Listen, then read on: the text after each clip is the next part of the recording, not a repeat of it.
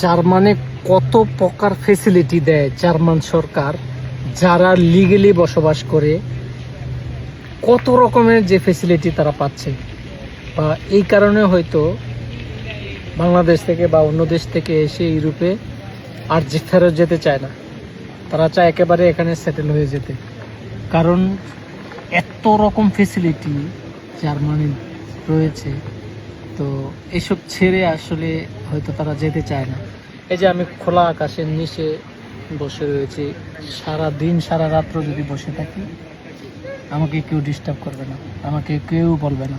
তো অল্প কয়েক দিনের মধ্যে আমি যতটুকু বুঝতে পেরেছি, আমি একটা সমস্যায় পড়েছিলাম, ওইটা আমি এই ভিডিওর মাধ্যমে তুলে ধরছি।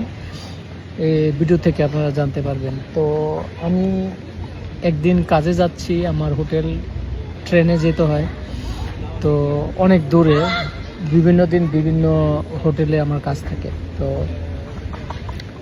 একদিন মাঝপথে হয়তো ট্রেনের কি সমস্যা আমি জানি না, তারা বলে দিয়েছে যে এরপর মানে অর্ধেক যাওয়ার পর আমাদেরকে নেমে যেতে হবে।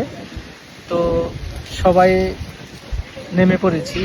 তা আমার কাজের যে জায়গা, ওই জায়গাতে পৌঁছাতে আরও এক থেকে প্রায় 1-1.5 ঘন্টা সময় লাগবে, পায়ে হেঁটে সম্ভব না। তবে কিভাবে যাই, তো ওরাই ম্যানেজ করে দিয়েছে, ওরাই অনলাইনে সব জানিয়ে দিয়েছে যে এখানে কতজন যাত্রী রয়েছে বা কিভাবে তারা যাবে। প্রত্যেকটা জায়গায় ওরা যাতে পৌঁছাতে পারে সরকারিভাবে অনেকগুলা ট্যাক্সি চলে আসছে। ওরা রেল কর্তৃপক্ষ ওরাই বলে দিয়েছে, বা সরকারি নিয়মে পরবর্তীতে জানতে পারলাম যে জার্মানে কেউ যদি বিপদে পড়ে বা কোথাও যদি হারিয়েও যায় বা হেল্পলাইনে কল দিলে, ওরা জানতে পারলে আপনাকে হেলিকপ্টারের মাধ্যমে আপনাকে নিয়ে যাবে। এতটা নিরাপদ, কারণ ওরা আপনার কাছ থেকে ইনকামের ট্যাক্স নিচ্ছে, প্রচুর পরিমাণ ট্যাক্স। এখানে যেরকম ট্যাক্স এরকম সুবিধা। আপনার বিপদ হলে ওরা আপনাকে হেল্প করতে চলে আসবে, শুধু তাদেরকে হেল্পলাইনে কল দিতে হবে বা তাদেরকে জানাতে হবে।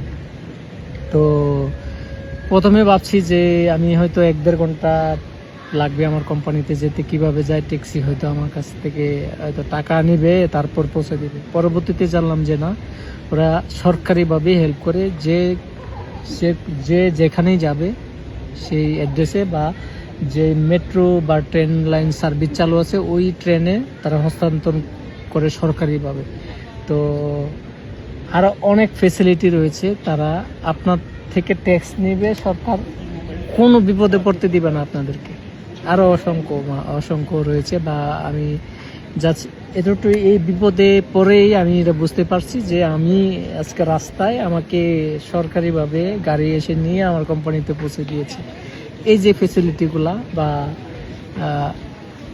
এই আরও অনেক ফেসিলিটি রয়েছে, তারা ট্যাক্স নেয়, তারা উপকার করে বা তাদের আমার জনগণকে বিপদে পড়লেই তারা আবার উদ্ধার করে, বা অনেক কিছু রয়েছে। তো এইসব কিছু ফেসিলিটির কারণে আসলে ইউরোপে এসে অনেকে যেতে চায় না। তো যদিও আমি বাংলাদেশেই বা বাংলাদেশকে সবাই ভালোবাসি, কিন্তু যখন ইউরোপে চলে আসি আর যাওয়ার ইচ্ছে করে না। যদিও দেশে যাই, বিভিন্ন অনিয়ম বা এ দেশের কালচার ওই দেশের কালচার একটু ডিফারেন্স মনে হয়, তাই অনেকেই, শুধু আমি না, আর এখানে এসে ফেরত যেতে চায় না। কারণ এখানে নিরাপদ, এতটাই নিরাপদ বা এতটাই সাইলেন্ট বা এতটাই নয়েজ নাই বললেই চলে। আমি যখন বাংলাদেশে যাই, মানে চারিদিকে হরেন, যেই যত প্রকার শব্দ দূষণে হয়তো একটু মানসিক পেশার যন্ত্রণায় আরও মানুষ অসুস্থ রোগী হয়ে যায়। এদেশের ফার্মেসি এগুলো চলে না, ওষুধ কেউ খেতে হয় না। আমি ইউরোপে আসছি, এখন পর্যন্ত গ্যাস্ট্রিকের ওষুধ খাই নাই, কিন্তু বাংলাদেশে গেলেই আমাকে বিভিন্ন রোগ বা গ্যাস্ট্রিক অনেক কিছু আক্রান্ত করে ফেলে। কারণ কত শান্ত এই দেশটা আপনারা দেখতে পাচ্ছেন, চারিদিকে শত শত মানুষ। আপনার যদি সারা রাত্র এখানে বসে থাকে, কেউ আপনাকে ডিস্টার্ব করবে না, একজন ঘুমাচ্ছে রিল্যাক্সে, কোনো সমস্যা নেই। তো আসলে এই পরিস্থিতিটা জানি না আমাদের দেশে কবে তৈরি হবে। তো আশা করি একটু হলেও বুঝতে পারছেন যে ইউরোপের সেফটি বা ফ্যাসিলিটি কীরকম। তো এরকম ভিডিও পেতে অবশ্যই আমার পাশে থাকবেন।